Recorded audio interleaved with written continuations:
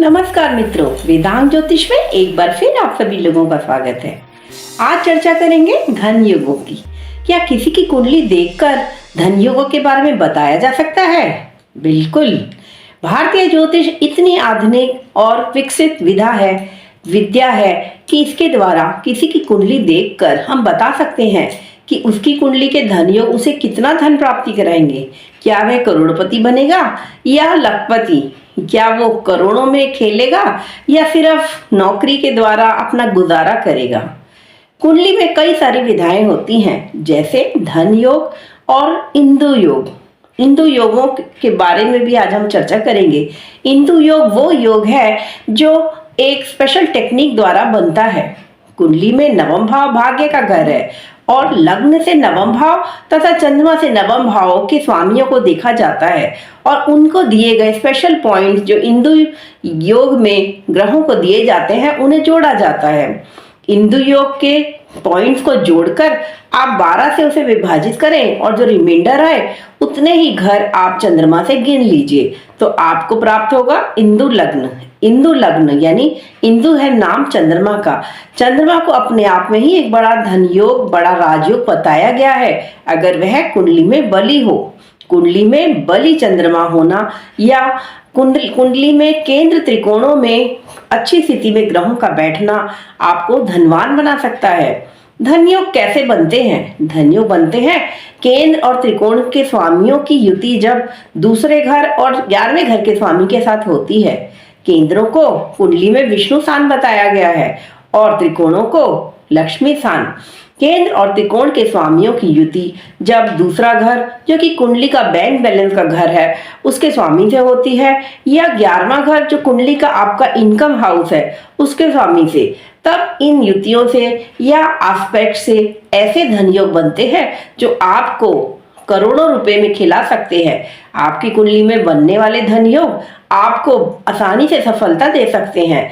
ये धन योग आपको राजयोग भी दिलाते हैं। तो आइए आज हम चर्चा करेंगे एक ऐसे व्यक्ति की जो दुनिया के नवम नंबर पे आने वाले धनी है, यानी टॉप 10 रिचेस्ट पीपल की लिस्ट में उनका स्थान 9th है। ये है बिल गेट्स। बिल गेट्स जो कि माइक्रोसॉफ्ट कॉर्पोरेशन के को फाउंडर हैं और जो एक बड़ा ही सॉफ्टवेयर जायंट है।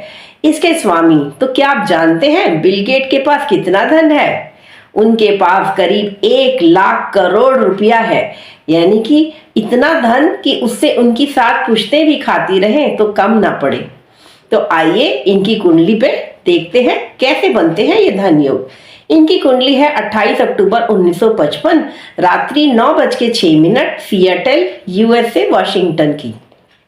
इनकी कुंडली में मिथुन लगन उदित हो रहा है और नवांश का लग्न है मेष। मिथुन लगन के स्वामी है बुध जो कि उच्च के होकर चतुर्थ भाव में बैठे हैं, यानी एक्सॉल्टेड मर्करी इन 4th हाउस।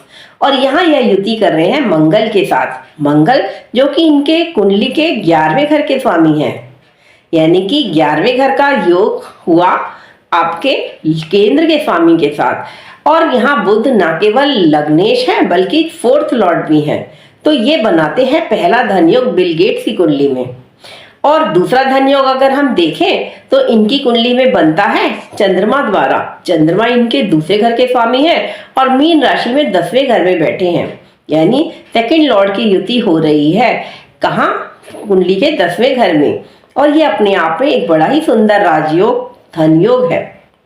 अगर हम इनकी कुंडली में इंदु योग कैलकुलेट करना चाहें तो देखते हैं कि लगन से नवम भाव के स्वामी बनते हैं शनि, जिन्हें इंदु योग में पॉइंट्स मिलते हैं 1। और अगर हम चंद्रमा से नवम भाव देखें तो इसके स्वामी बनते हैं मंगल, जिन्हें पॉइंट्स मिलते हैं 8। क्षमा कीजिए 6 पॉइंट। तो 6 और 1 को हम जोड़ेंगे तो 7 पॉइंट्स बनते हैं। तो चंद्रमा से 7वां घर अगर हम गिने तो यह बनता है चतुर्थ भाव लग्न से, जो है कन्या राशि, जहां पे इंदु लग्न का स्वामी बुध उच्च का होकर बैठा है मंगल के साथ। तो यह धन योग बना रहा है कि इंदु लग्न भी इनकी कुंडली में स्ट्रांग है और साथ ही अन्य धन योग भी बहुत सारे इनकी कुंडली में बन रहे हैं। इनकी कुंडली में शनि भी नवम भाव के स्वामी होके उच्च के होके पंचम भाव में पंचमे शुक्र के साथ बहुत ही सुंदर धन योग बना रहे हैं। तो इनकी कुंडली तो वैसे ही बहुत स्ट्रांग कुंडली है और बृहस्पति भी तीसरे घर से देख रहे हैं 11वें घर को, जो कि अपने आप में ही एक कंटिन्यूड इनकम दिखाता है। तो दोस्तों, कुंडली द्वारा आप अपने धन योगों को जान सकते हैं और पता कर सकते हैं कि आपको जीवन में कितनी सफलता मिलेगी। अगर हम बिल गेट्स जी की कुंडली देखें तो इनकी कुंडली में पता लगता है कि राहु केतु जो बैठे हैं छठे घर में राहु और 12वें घर में केतु, यह भी अच्छे बैठे हैं और इनमें एक रिबेलियस नेचर दिखा रहे हैं। इनके पिता एक वरिष्ठ वकील थे और माँ एक बैंक में मैनेजमेंट टीम में मेंबर थी। यह भी दिखाता है कि इनके पिता का पक्ष और माता का पक्ष इनकी कुंडली से दिखता है कि काफी स्ट्रांग है। इसीलिए बचपन से ही यह बहुत इंटेलिजेंट तो थे ही, साथ ही अच्छी अपब्रिंगिंग होने से इन्होंने अपने धन को बहुत ही अधिक बढ़ा दिया। इनकी कुंडली में सूर्य को अगर हम देखें तो पिता का जो कारक सूर्य है वह नीच भंग में पंचम भाव में बैठा है, उच्च के शनि और स्वग्रही शुक्र के साथ। शुक्र तुला राशि में स्वग्रही और अपनी मूल त्रिकोण राशि में बैठे हैं। पंचम भाव आपके पिछले जन्म के कर्मों का भी फल दिखाता है और पंचम भाव में पंचमेश की युति एक उच्च के ग्रह के साथ होना, जो कि यहाँ शनि है, वह शुक्र का मित्र है और यह दिखाता है कि पिछले जन्म में इन्होंने अवश्य ही मोती दान किए होंगे, इसीलिए इस जन्म में उन्हें इतनी सुंदर ग्रह स्थिति मिली है। इनकी कुंडली में ये तीन ग्रह सूर्य, शुक्र और शनि देख रहे हैं 11वें घर को, और 11वें घर को ये तीनों देखते हुए बनाते हैं बड़े ही सुंदर धन योग। इनकी कुंडली में मंगल भी चतुर्थ भाव से 10वें घर को देख रहे हैं, 11वें घर के स्वामी तथा छठे घर के स्वामी होगी। छठा घर आप में कॉम्पिटिटिवनेस देता है और 6th और 11th लॉर्ड अगर कुंडली में स्ट्रांग हो और 10वें से संबंध बनाए तो यह दिखाता है इंसान अपने एफर्ट द्वारा न केवल बहुत ही अधिक धन कमाएगा बल्कि प्रसिद्धि भी उसे प्राप्त होगी। चंद्रमा से बनने वाले योग अगर कुंडली में अच्छे बनते हैं तो और भी कंफर्मेशन हो जाता है कि व्यक्ति मानसिक रूप से भी बहुत स्ट्रांग है और जो भी वह प्लान बनाएगा उसको बहुत अच्छी तरह से इम्प्लीमेंट करेगा। राहु केतु भी धन योग बनाते हैं अगर वह केंद्र त्रिकोण के स्वामियों के साथ केंद्र त्रिकोण में बैठ जाते हैं। इनकी कुंडली में अगर हम नवांश की स्थिति देखें तो यहाँ पे बुध फिर से चतुर्थ भाव में बैठकर 10वें घर को देख रहे हैं, जहाँ 10वें घर में सूर्य दिग्बली होकर बैठे हैं। बृहस्पति इस सूर्य को देख रहे हैं दूसरे घर से तथा 10वें घर पे दृष्टि है मंगल की, जो तीसरे घर से सूर्य को देख रहे हैं। तो हम यहाँ फिर से देखते हैं कि नवांश में भी बहुत ही सुंदर राजयोग धन योग बन रहे हैं।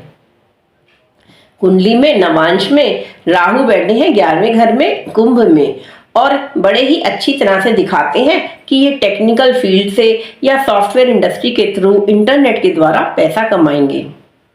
नवांश के बाद हम देखते हैं दशमांश कुंडली को। दशमांश में लगन उदित हो रहा है मकर लगन, जहां सूर्य बैठे हैं और उसे देख रहे हैं मंगल 10वें घर से। शनि भी सप्तम भाव से सूर्य को देख रहे हैं लग्नेश होकर। तो यहाँ भी हम देखते हैं कि लग्नेश सप्तम से लगन को बल दे रहे हैं और मंगल जो कि कुंडली में 11वें घर के स्वामी है फिर से धन योग बना रहे हैं लगन को देखते हुए।